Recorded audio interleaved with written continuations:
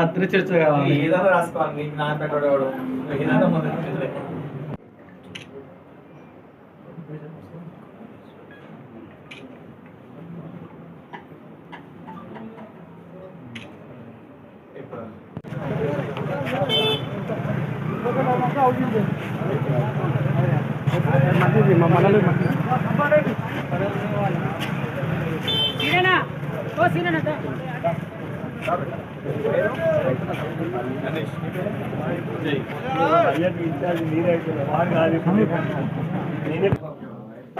ఈరోజు కాంగ్రెస్ ప్రభుత్వంలో అధికారంలో వచ్చిన తర్వాత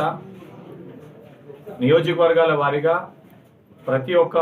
మున్సిపాలిటీని కూడా అభివృద్ధి చేయాలి, ప్రతి నియోజకవర్గాన్ని కూడా అభివృద్ధి చేయాలి. ఆ నియోజకవర్గాల ఇతర పార్టీలు ఎమ్మెల్యేలు ఉన్న తెలంగాణ రాష్ట్రానికి రేవంత్ రెడ్డి గారు ముఖ్యమంత్రి, కాంగ్రెస్ ప్రభుత్వం తెలంగాణ రాష్ట్రం ఉంది కాబట్టి ప్రజలందరూ కూడా మేము సంక్షేమ పథకాలను అందించాలి,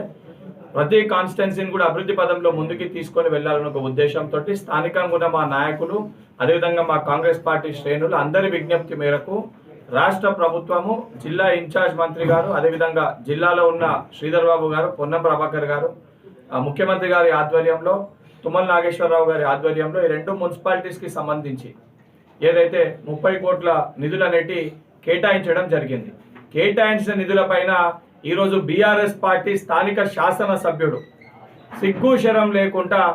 కేటాయించినప్పుడు కేటాయించిన ముఖ్యమంత్రి గారికి కృతజ్ఞతలు తెలియజేయాల్సిన కనీస ఇంగిత జ్ఞానం లేకుండా నేను కొట్లాడితే 30 కోట్ల నిధులు హుజరాబాద్ నియోజకవర్గానికి వచ్చినాయని చెప్పి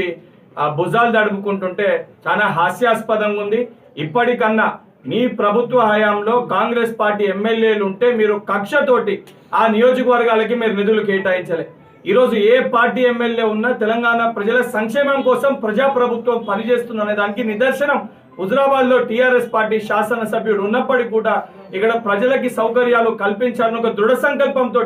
మా కాంగ్రెస్ శ్రేణుల విజ్ఞప్తి మేరకు 30 కోట్ల నిధులు ఈ రెండు మున్సిపాలిటీలకి కేటాయించడం జరిగింది. ఇప్పటికన్నా కౌశిక్ రెడ్డి పిచ్చోన్ లేక మాట్లాడు బంద్ చేసి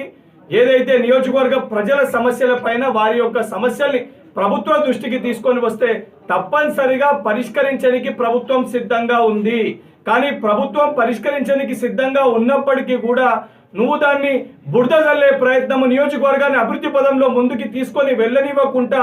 ఏదైతే నా కొట్లాట వల్లనే వచ్చింది, నా వల్లనే వచ్చింది, నా అని చెప్పుకునే ఒక క్రమంలో హుజరాబాద్ నియోజకవర్గ ప్రజలని ఇబ్బంది పెట్టే ప్రయత్నం చేస్తున్నావు. నీ వైఖరి మార్చుకోకపోతే, నీ వైఖరి ఇదే రకంగా ఉంటే హుజరాబాద్ లో ప్రజలు చాలా చైతన్యవంతులు, ఇక్కడ యువకులు ఏదైతే ఆవేశపరులు, నీ యొక్క వైఖరి మారకపోతే రేపు పొద్దున నువ్వు నియోజకవర్గాల్లో పర్యటిస్తే నేను చెప్పులతోటి, గుడ్లతోటి, టమాటాలతోటి ప్రజలు కొట్టి హుజరాబాద్కి నిలగొట్టే పరిస్థితి ఏర్పడుతుందని చెప్పి స్థానిక శాసనసభ్యుడు కౌశిక్ రెడ్డిని హెచ్చరిస్తున్నా.